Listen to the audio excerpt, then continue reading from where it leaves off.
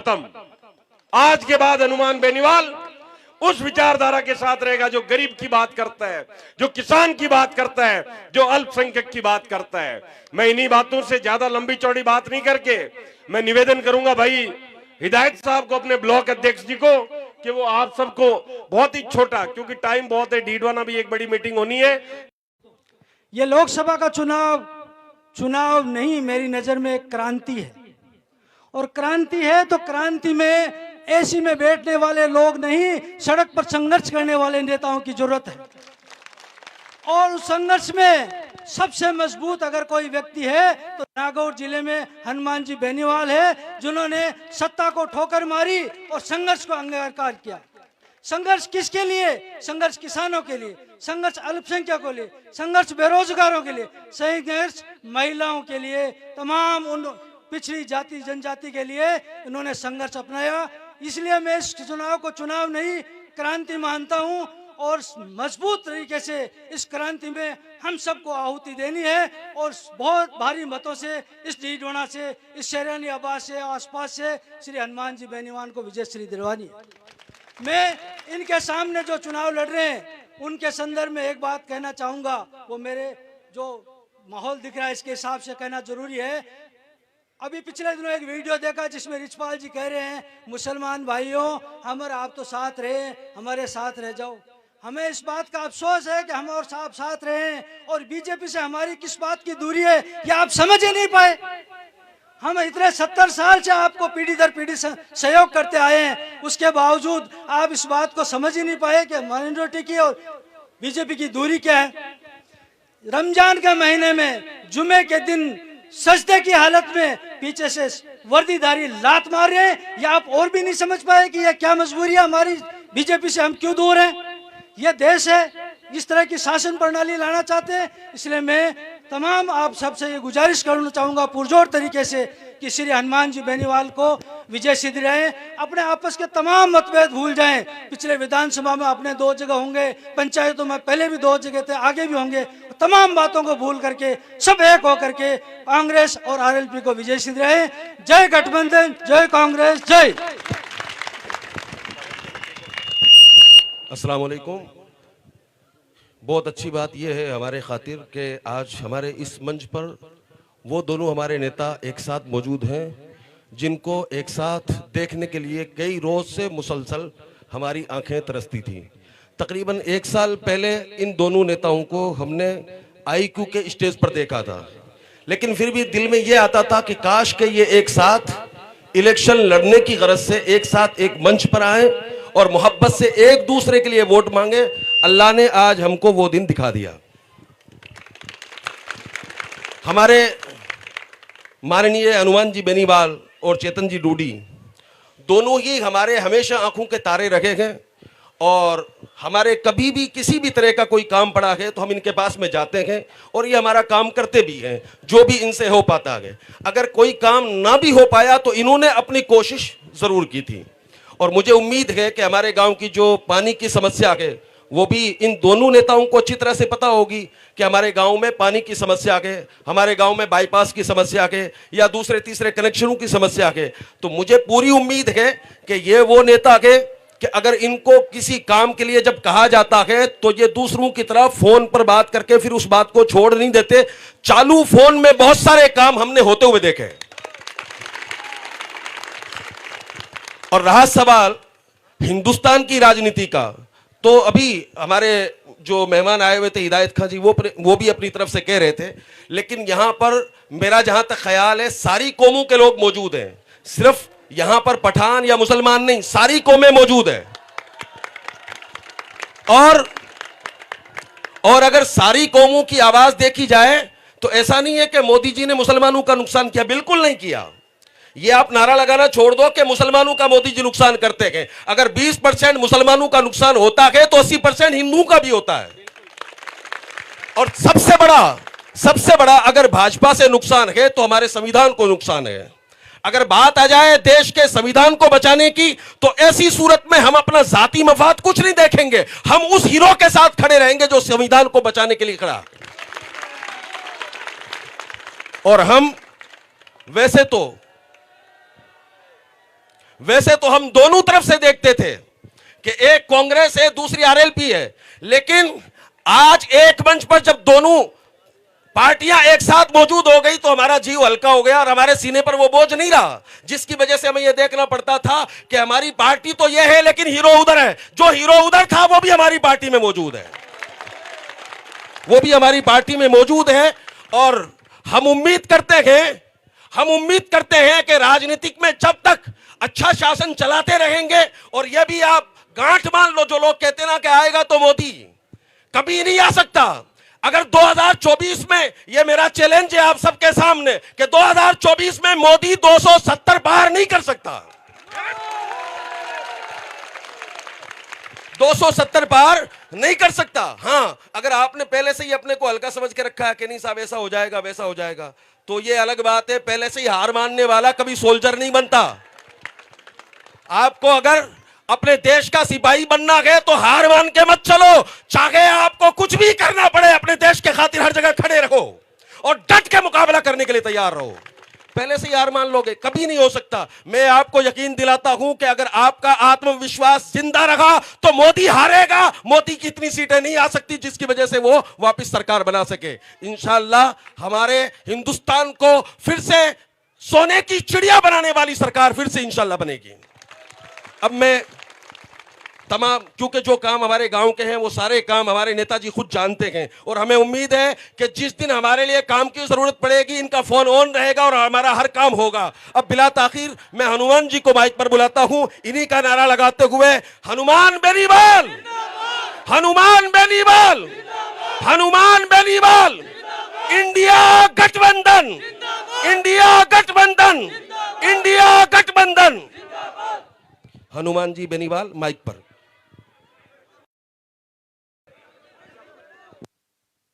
थोड़े नीचे बैठ जाएं।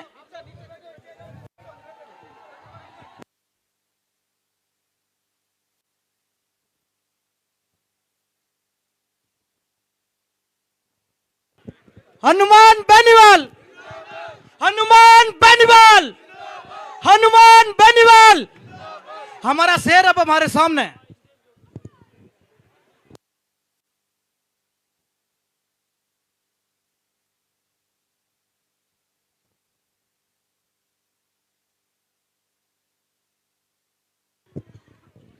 शेरानी आबाद के अंदर एक जोरदार जयकारा लगाए, ख्वाजा साहब की। थोड़ा जोर कम नजर आ रहा मुझे, और कौन सा जयकारा लगाऊं? मतलब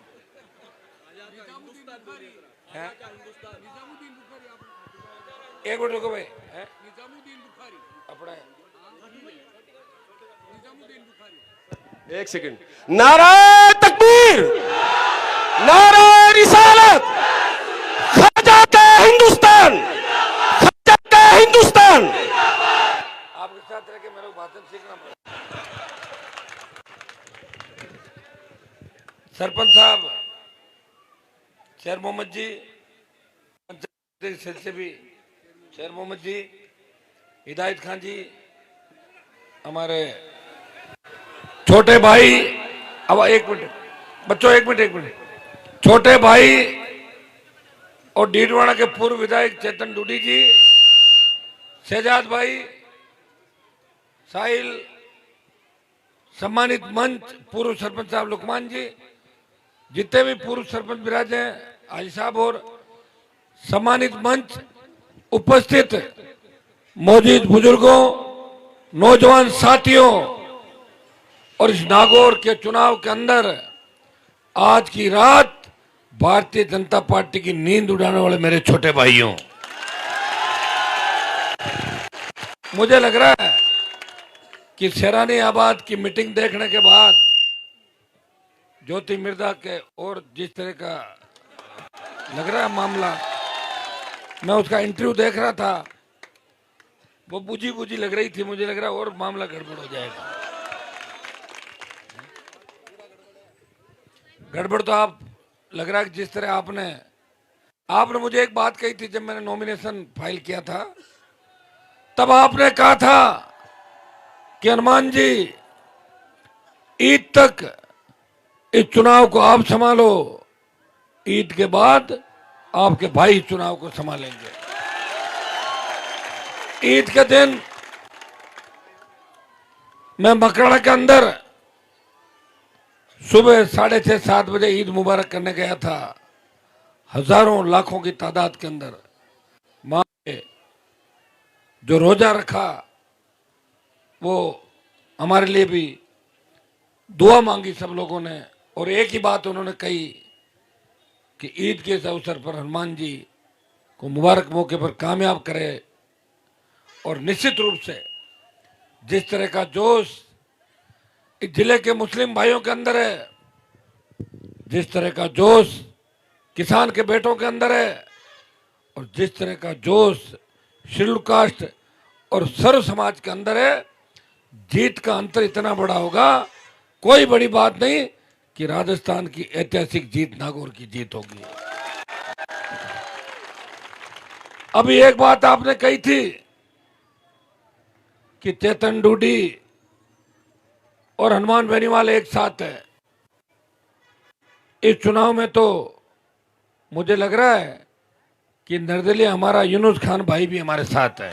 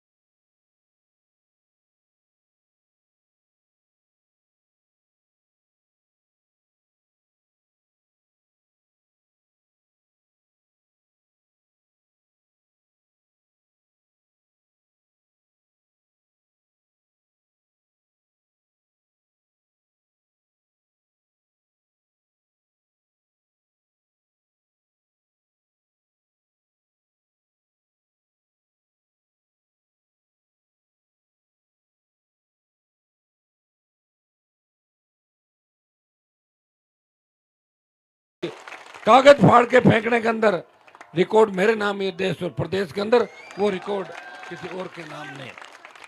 जिस तरह गाली निकालने का रिकॉर्ड रिचपाल मिर्जा के पास है, दिन भर गाल काटे कर तो कह भैंसिया ने कह राम राम साहब माने बोर्ड दीजिए, कड़ा कह ड्राइवर क्यों साहब है तो भैंसिया के मन तो आदमी नजर आ रहा है काला काला, क्या को रंग चेंज होगो कालो रंग होगो आदमी को, और कणाई कहे कि माना आदमी है जगह भैंसिया दिखे। और आज एक भाषण और दे दियो कि भाई ये है मैं कभी झूठ नहीं बोलूं, खुद ही कहे सुनो, और चार 2 जन हकारा भरा हुआ है कि मैं झूठ कौन बोलूं, और बताओ मैं वोट बाकी रहे सब भैंसिया को नकाय दीजिए। नागौर की क्यों बेइज्जती करा रहे हो आप बताओ मुझे। बड़ी मुश्किल से तो हमने लड़ झगड़ के संघर्ष करके देश में मान और सम्मान बढ़ाया इस जिले का। भाइयों मैं चाहता तो सत्ता का सुख भोग सकता था, मैं जिद्दी हूं जिस तरह सैरानी आबाद के लोग जिद्दी हैं, वो जिद करते हैं और मुझे पसंद करते हैं हमेशा। पंचायत चुनाव के अंदर भी 1000 वोट दिए इनको। देखो सैरानी आबाद जब शेर से शुरुआत होती है, गांव के नाम की शेर आता है सबसे पहले, तो सैरानी आबाद के नौजवान सारे लोग चाहते हैं कि हनुमान जी जैसा नेता होना चाहिए। पंचायत चुनाव के अंदर 1000 से ज्यादा वोट दिए, आपने मेरे मान सम्मान में कभी कोई कमी नहीं रखी। मैं आपको आश्वस्त करता हूं कि सैरानी आबाद चुनाव आते रहेंगे जाते रहेंगे, हमारा भाईचारा बना रहेगा, आप पे कोई संकट नहीं आएगा। आप पे संकट आएगा तो आपका भाई आगे खड़ा मिलेगा, पीठ दिखा के नहीं भागेगा, ये मैं विश्वास से आपको दिलाता हूं। सैरानी आबाद का बच्चा भी, बुजुर्ग, जवान अगर नाम से भी मेरे पास आएगा तो मैं उसको बिठा के चाय भी पिलाऊंगा, दूध पिलाऊंगा बच्चे को, और उसका काम भी करूंगा और वापस भेजूंगा। दूध पिलाने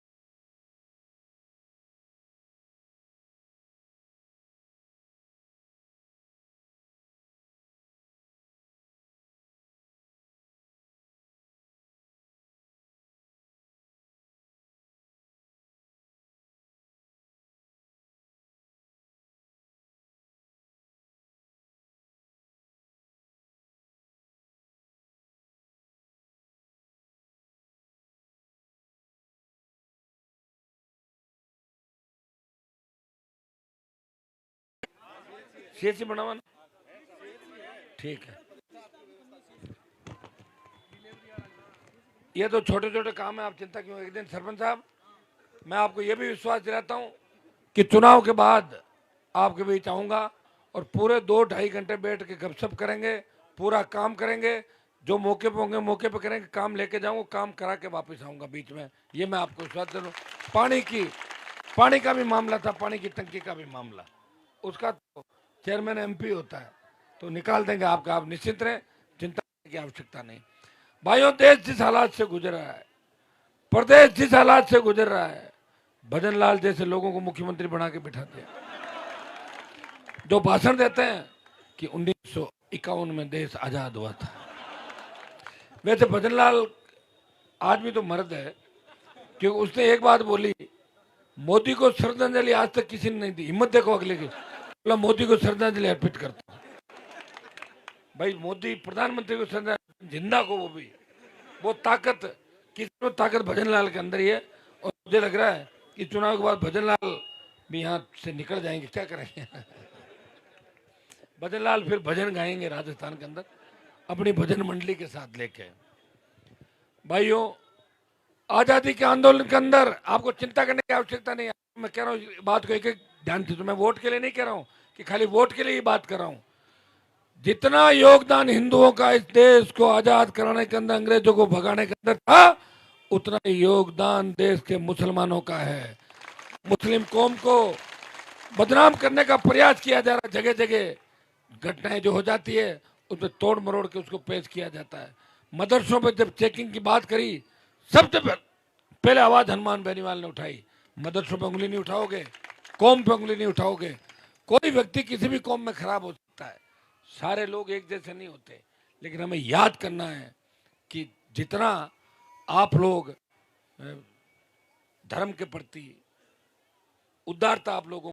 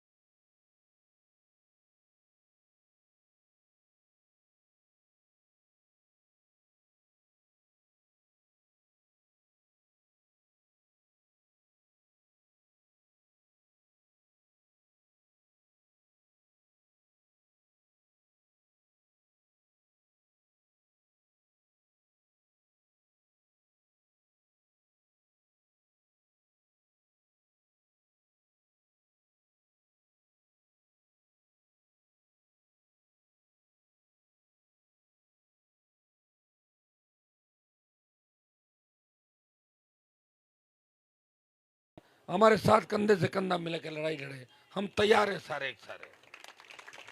वैसे वो मदद कर रहे हैं, उसमें कोई दो राय नहीं, मदद कर रहे हैं।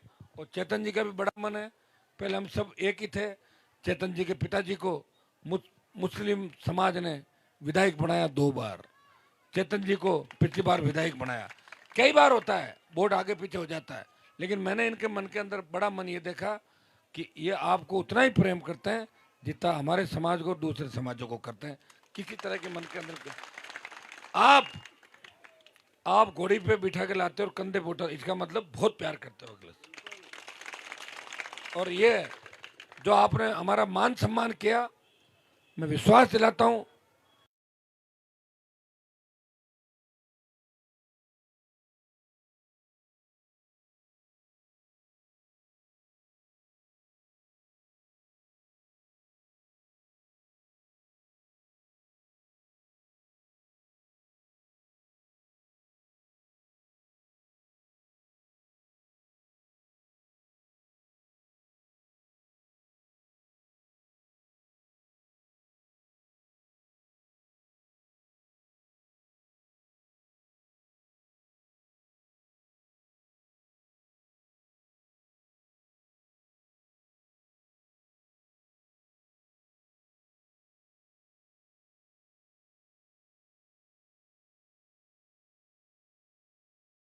कि इतनी बदनामी होगी बाकी देश में कि एक दो बदनामी और सही।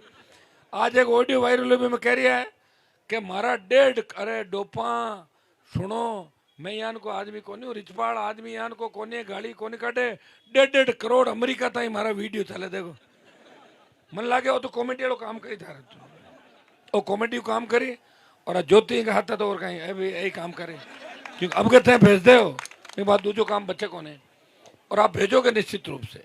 ज्योति मिर्जा से मेरा कोई झगड़ा नहीं। 2009 में रूपाराम जी डूडी मैं हबीबुर रहमान जाकिर हुसैन हम सब लाए थे महेंद्र चौधरी मैं बीजेपी में था मेरा झगड़ा हो गया बीजेपी पार्टी से तो हमने कहा साहब हमें ऐसा कैंडिडेट दो कांग्रेस को जिता दें इनको बीजेपी वालों का दिमाग ठीक करें। लाने के बाद 5 साल इसको ढूंढ के लाए और 5 साल इसने सब लोगों को परेशान किया किसी की सगी नहीं। आप चेक कर लेना वोट दे देना चले जाना अगर सीधे मुंह बात करे तो मुझे बता देना। देखिए भाइयों हमें ऐसे जनप्रतिनिधियों को भगाना है परमानेंट यहाँ से। आप यहाँ आके बार बार आपने कहावत है कि भाई सासरा में ठीक लागे बेगी बेगी पीर नहीं आओ भाई ठीक है ना नहीं तो भाइयों के झगड़ो करा जो अब के सासरे भेजो और अब के सासरे भेजो ने 3-4 सराने आबाद हो साके को भेजा आप कह रहा है मन पावना ने कहने रखो बार बार मतलब बाद में मायरो ले और मैं बढ़ जाऊँ मायरो ले पावनो तो लाई सीधो आदमी है मैं थाने बताऊँ फिर पावना ने धन्यवाद दूँ कि बाइक हाथ लगातार तय हाथ टिक लिया पावना तो लाली बार क्यों हनुमान मन क्यों फलका पोवे तो भी मैं क्यों गलत कहीं कह दियो फलका तो हर आदमी के लुगाई पोर गाले और कौन गाले फलका अरे लुगाई तो रोटी जिमाओ और कौन जिमाओ है मैंने कोई गलत तो बोला नहीं और मैं उसको अपनी बहन बोलता हूँ वो मेरे लिए पता नहीं क्या क्या कहती होगी कि हनुमान तो नशे का कारोबार करवाता है। आप मुझे बताओ शेरानी आबाद के अंदर कोई ये कह दे कि एक लड़के को हनुमान जी ने बिगाड़ा मुझे बताओ बच्चों बिगाड़ा किसी को अगर आए मन लगे एक छोटा टावर रैली अलग करनी पड़े ए ज्यादा तेज है छोट गया हमारा 10 साल बाद का वोट है। भाइयों लंबी चौड़ी बात नहीं कहूँगा 10 बज रही है। आज आपके मुस्लिम बाहुल्य पंचायतें 4-5 आगे छापरी और कौन कौन से निम्बी फिर हमारे डीडवाना के 3 शहर तो मैं इजाज़त भी आपसे चाहूँगा दोबारा जीतने के बाद आपके बीच आऊँगा खूब लंबी चौड़ी बातें करूँगा साथ में बैठ के खाना खाएंगे और जितने अपने बचे हुए काम हैं वो मैं पूरा कराऊंगा। आप आश्वस्त रहें मस्त रहें मोदी की सरकार में ताकत नहीं